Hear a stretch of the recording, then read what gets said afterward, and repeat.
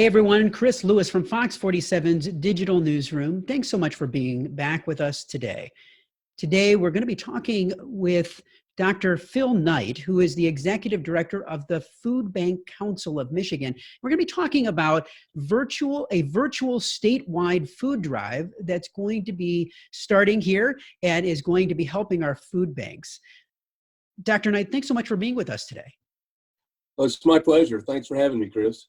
It's totally my pleasure. I am really excited to be able to hear about this. I work closely with the food bank that is in my town. I know the importance of food banks, especially today, in trying to make sure that we are able to serve those that really need it. But a virtual food drive, it's a little bit of a unique idea here. I'd love to hear more and love for you to tell us more about this concept. Well, yeah, the virtual food drive is really a way that folks can, we have traditional food drives where people go to the grocery store, they buy a few items and they contribute those to the food bank that serves their area. So we have 7 Feeding America food banks across the state. We serve all of Michigan's 83 counties. And this was a way that we could still do a food drive, let people help us with our mission to come alongside of folks that's got a little more month than they do money. And that gets magnified during a pandemic for sure. And this was a way for them to contribute and help with that by also, I guess, honoring the safety protocols that are in place across our communities. Like I said, I think it's a novel idea and a great idea. And, in conversations that I've had with the Greater Lansing Food Bank and other food banks, I know that money tends to go further than sometimes even that canned food that gets dropped off. Is that really the case? Absolutely the case. Food banks are a great investment. I mean, the return on investment for a donation to us. So if you went to Kroger or Meijer or Walmart or Spartan Nash or Target or someplace and spent $10, you'd get this much food. If you made a $10 donation to the food bank, you'd get this much food. So if someone wants to get involved with this, how long is it going to go? How do they get involved with it? Where can they go to be able to take part? It's pretty easy to find on the web, MichiganFoodDrive.org.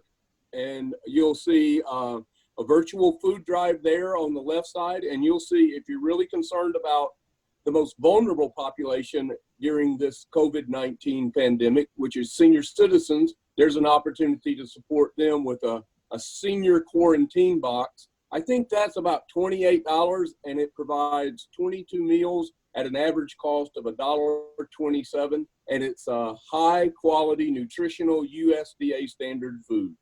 Now, do you have an aspirational goal of how much you want to raise during this virtual food drive? I really don't, because the ability to assess the need in the midst of this pandemic is really beyond anyone.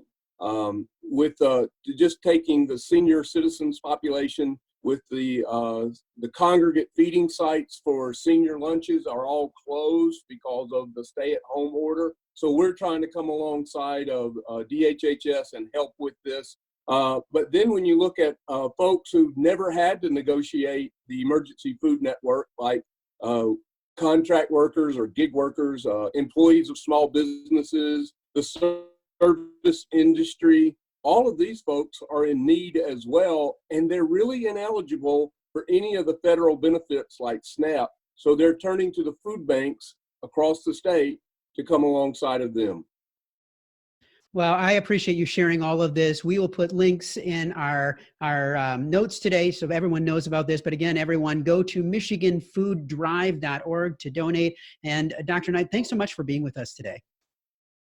Thanks for having me, Chris. Thanks for your community service and keeping this great news in front of folks. We appreciate you. It is great to talk to you, and I look forward to being able to talk to you and your staff in the future.